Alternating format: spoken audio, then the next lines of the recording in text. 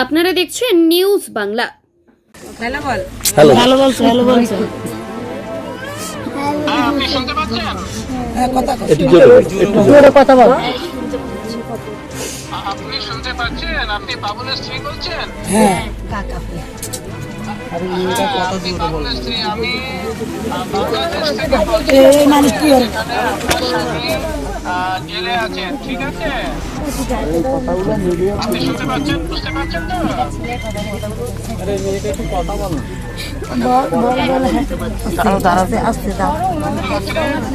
স্বামীর heart attack হয়েছে।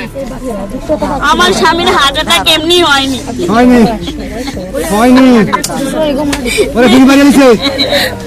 ওই মালিক মেরেছে, আমি ওকে ছাড়বো না। একজন মাঝে সারা ভাই যাবি নাহলে এতবার ছাড়ার কথা বলে কেন যাচ্ছি না? এখন আমি ওদের কথা বলে কি করবো? ওদেরকে কথা বলে তার আমার স্বামী আসবে।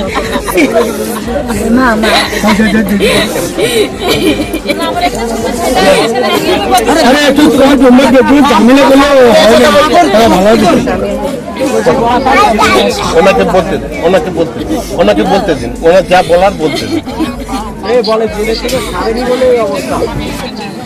মিথ্যা কথা বললে হবে না, তোমরা মেরে ফেলেছো আমার স্বামীকে। আরে উনি অফিসার, আমাদের অফিসার তো যাই হোক, তুমি আমার স্বামীকে ফিরিয়ে দিও।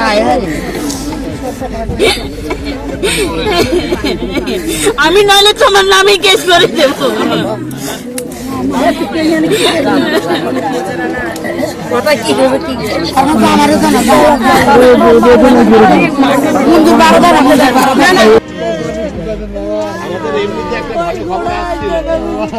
আমরা একটা ভালো খবর পাচ্ছিলাম যে একটু তাড়াতাড়ি ছেড়ে দেবে।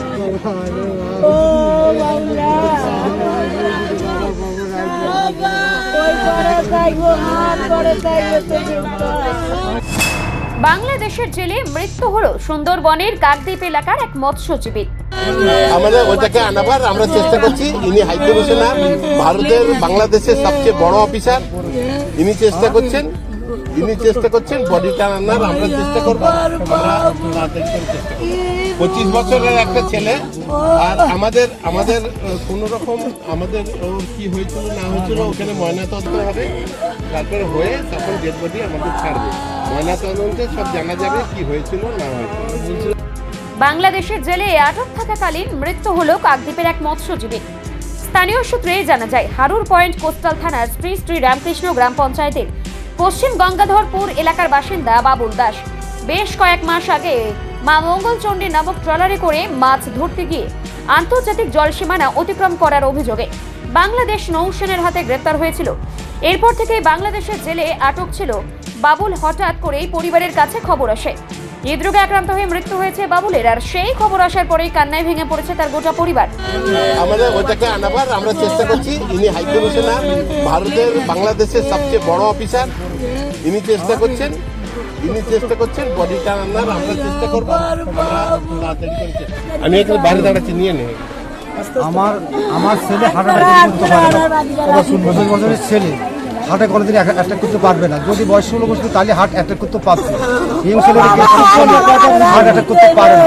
ওরা নিজেরা যেভাবে ট্রলার ছাড়ার জন্য একটা যুক্তি করি, দেখলো যে যদি ভালো ছেলে মারিয়ে গেলে কথাটা প্রকাশিত, ওরা কানে শুনে মুখে কথা বলতে পারে। আমার ছেলে কানে শুনে না, কথা বলতে পারে না, কথা বলতে পারছে না।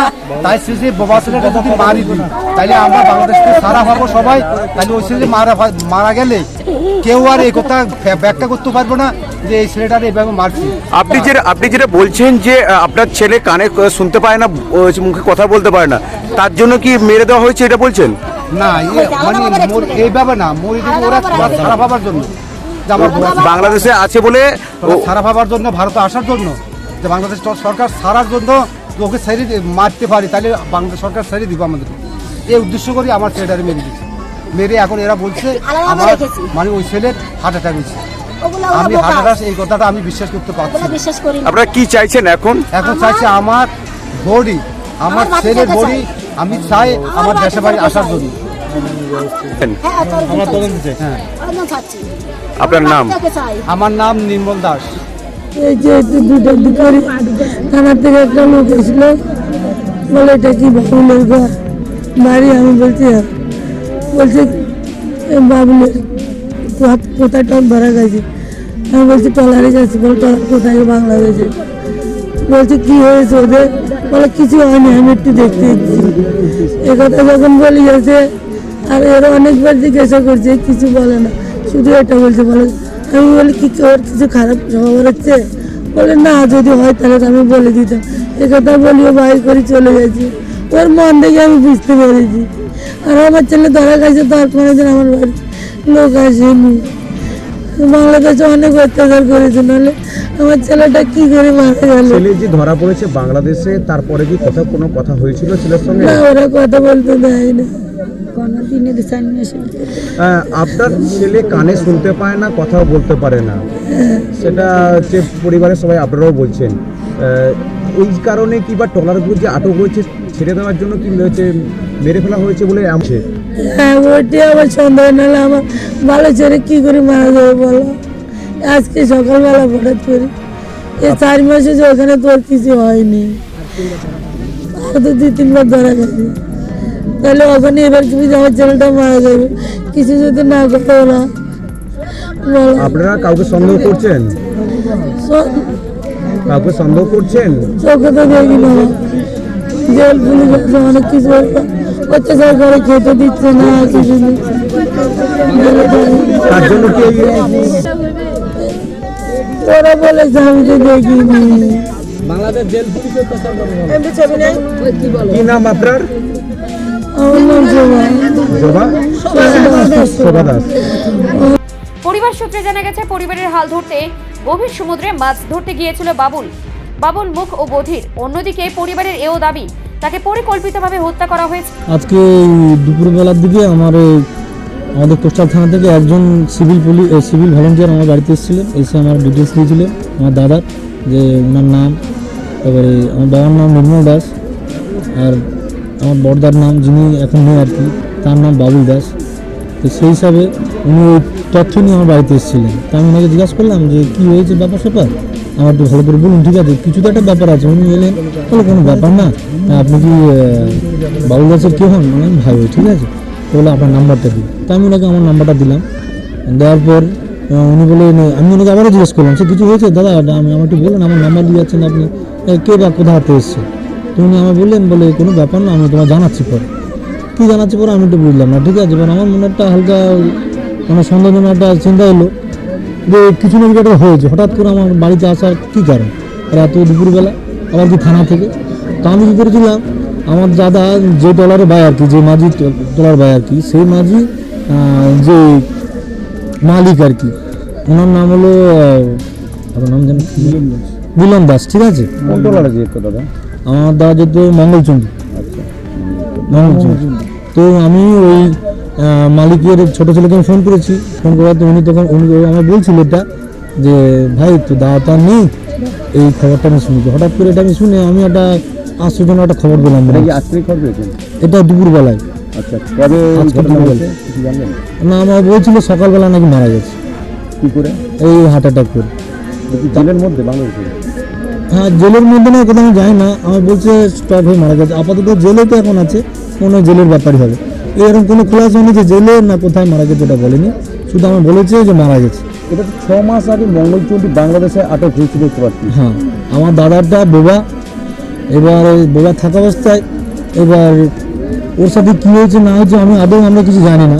কারণ বিগত 6 মাস ধরে কোনো যোগাযোগ নেই, কোনো লিক নেই, এমনকি কোনো কথাবার্তা বা ভিডিও কল, কোনো যোগাযোগ আমাদের মাধ্যমে নেই। এখান থেকে মালিকেরা যেতেন, ওনারা কী বলতেন না বলতেন ওটা ওনাদের ব্যাপার আছে। এবার এখান থেকে ডেট দিচ্ছে না দিচ্ছে, তারাও ঠিকঠাক আমাদের সাথে লিঙ্ক নেই। টুকটাক আমরা যাওয়া আসা আমাদের পাশেই বাড়ি মালিকের, যে জিজ্ঞাসাবাদ করি, ওনারা বললেন ছাড়বে, আজকে ছাড়বে, বা 3 মাস পর ছাড়বে, বা 2 মাস পর ছাড়বে, এরকম করে উনি বলেন। এরকম করে বলেন, ঠিক আছে, আগত মানে আমরা কিন্তু কনফার্ম নয় যে কবে ছাড়বে। ওনাদের কাছে যাই, ওনারা আমাদের একটাই ভরসা দেন যে কদিন পর ছাড়বে। বিগত 6 মাস হয়ে গেছে, কোনো ছাড়াছাড়ি কোনো ব্যবস্থা নেই, কিছু নেই না, ব্যবস্থা তো নেই, এমনকি কোনো সাক্ষাৎ নেই, কার সাথে একটু ভিডিও কলে কথা বলবে। একটা যে মানুষ এখানে থাকছে, যে 6 মাস ধরে থাকে, তার কাছে চিন্তা ভাবনা থাকে কি আমি একটা জেলের মধ্যে আছি বিগত 6 মাস ধরে, আমি বাড়ি কি ফিরবো না, তারপরে তার একটা চিন্তা ভাবনা থাকে। ও নিজেরা থাকে, আমার বাড়ির থেকে ওরম থাকে। তার জন্য কোনো আইন ব্যবস্থা নেই, যোগাযোগ কোনো ব্যবস্থা নেই যে উনি যে একটা ভরসা পাবে যে আমি বাড়ি ফিরবো, আমি একদিন বাড়ি ফিরবো, সে কোনো আস্থা ও নিজেও পায়নি। এমনকি যে আমরা আছি বাড়িতে, আমরা নিজেরও পাইনি। আপনার সঙ্গে কি ঘটনা ঘটেছে, আপনি কি শুনলেন? কি খবর এসেছে আপনার কাছে বাংলাদেশ থেকে? মানে আমার কাছে আসেনি, আমার শাশুড়ির কাছে এসেছে। হ্যাঁ, কি খবর শুনতে পেয়েছেন শাশুড়ির কাছে? শাশুড়ির কাছে খবর পেয়েছি যে উনি আর নেই। আচ্ছা, তো কতদিন ধরে আছে উনি বাংলাদেশের জেলে আর রয়েছে? 4 মাস 6-7 দিন হবে। এখন হচ্ছে কি আপনাদের কাউকে সন্দেহ হচ্ছে? হ্যাঁ, সন্দেহ হচ্ছে। ওনার অসুখ হয়ে মারা যায়নি, ওনার কোনো অসুখ ছিল না। অসুখ ছিল না ওনার? তাহলে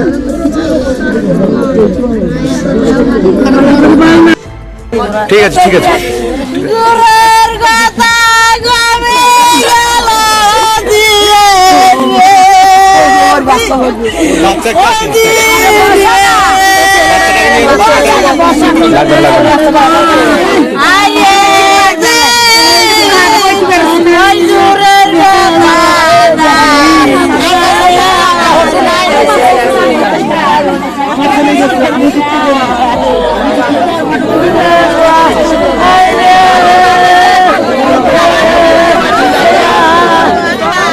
তবে ইতিমধ্যেই পরিবারের সাথে দেখা করেছেন সুন্দরবন শ্রমজীবী মৎস্য ইউনিয়নের সম্পাদক সতীনাথ পাত্র।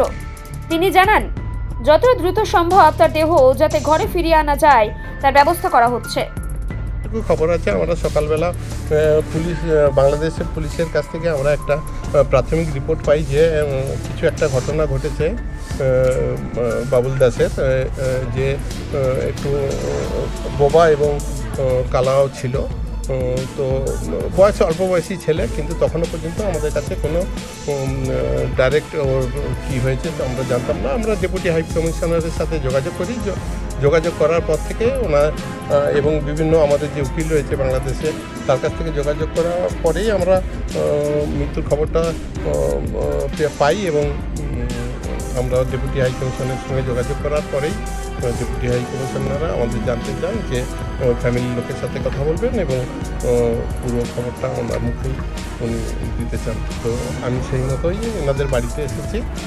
তো আমাদের কাছে যতটুকু খবর আছে, ডেপুটি হাই কমিশন জানিয়েছেন ওনার একটা ম্যাচুর হার্ট অ্যাটাক হয়েছে পুরো, তার জন্যই ওর মৃত্যুটা ঘটেছে ওখানে, এরকম একটা প্রাথমিক খবর আসছে। তারপরে ময়নাতদন্ত হচ্ছে, দেখা যাবে কী খবর। না, এরকম কোনো খবর আমাদের কাছে নেই, কারণ ডেপুটি আমাদের সঙ্গে যোগাযোগ থাকে ডেপুটি হাই কমিশনার প্রায় গত পরশুই পুরো জেলের প্রত্যেকটি লোকের সাথে দেখা করে এসেছে এবং যেটুকু সমস্যা ছিল শীতের সমস্যা, ওটার জন্য আমরা ওখানে করে দিয়েছি এবং ডেপুটি হাই কমিশনার ওটা পুরোটাই ভারতীয় হাই কমিশনার থেকে পুরোটাই লক্ষ্য রাখা হচ্ছে। এই বাবুল দাস জেলেই মারা গেছে বাংলাদেশে? না, উনি জেলের ভেতরেই ছিলেন, বাইরে থাকার কথা নয়, মারা গেলে হয়তো জেলের ভেতরেই মারা গেছে। আপনার নাম পরিচয়? সতীনাথ পাত্র, সুন্দরবন শ্রমজীবী মৎস্যজীবী union secretary. Bureau report, news Bangla.